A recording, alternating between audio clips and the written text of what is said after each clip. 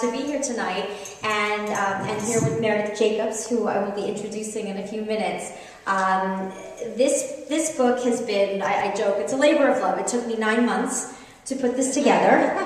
Literally, it really did. And initially, when I came up with this concept, I wanted to share some of the funniest moms in our country, moms who were writers.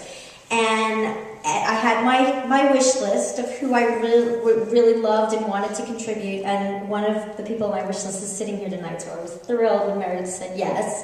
And I was really, so excited as this book started coming together, because initially we started to get stories that were the new mom story, and then we started to get the moms of tweens. And then I felt, you know what, I want this to be an every mom book. I want this to be the mom whose child is going off to college. I want this to be the grandmother book. This is going to be the book that any mom can pick up and relate to and laugh their sides off. And the feedback has been really wonderful, to the point where I got an email. This is so funny. I got an email from a student, a guy at Duke University, who said that his mother, all she could talk about, she had the book, and all she could talk about morning, noon, and night was See Mom Run. She'd read an essay, and she would laugh, and just kept talking about it. And he said, I had to find out what is it about this book that is making my mother laugh uncontrollably. And he said, so I read it. And he goes, you know what, it's really funny. I like it. And I'm like, high praise, a college student says he likes my book. This is so cool.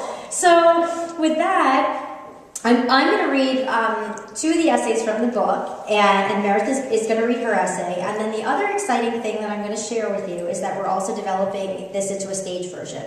And my secret love is singing and writing song parodies. So I've already written several song parodies to go along with what this is going to be about. So at the end of the evening, I'm going to share one of those songs. So you didn't know you were coming here for a little song and dance.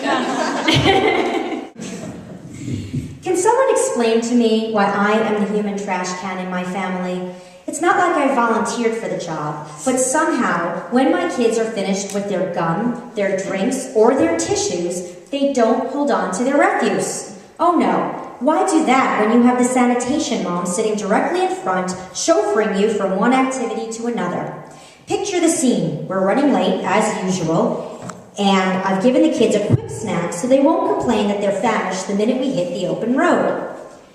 Within 1 minute and 45 seconds, one of them has finished their juice box and granola bar, and I can feel little fingers tapping me on my shoulder as I'm about to make a right turn. Mommy, here's my garbage. Take it.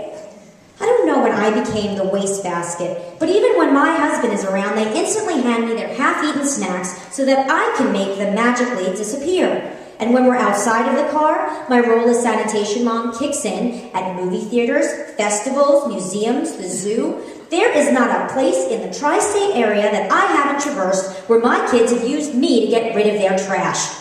Sometimes, if I've tried to ignore my kids while they've attempted to hand me a half-eaten yodel or juicy juice while we're cruising down the Hutchinson River Parkway, I've lived to suffer severe consequences. One year, my daughter decided to use my $300 Michael Kors bag as a trash receptacle. And when I almost experienced a mommy dearest moment when I saw her yoo-hoo dripping into my supple leather designer tote, she looked at me squarely in the eye and said, well, Mommy, if you had taken my garbage when I had asked you to, this never would have happened.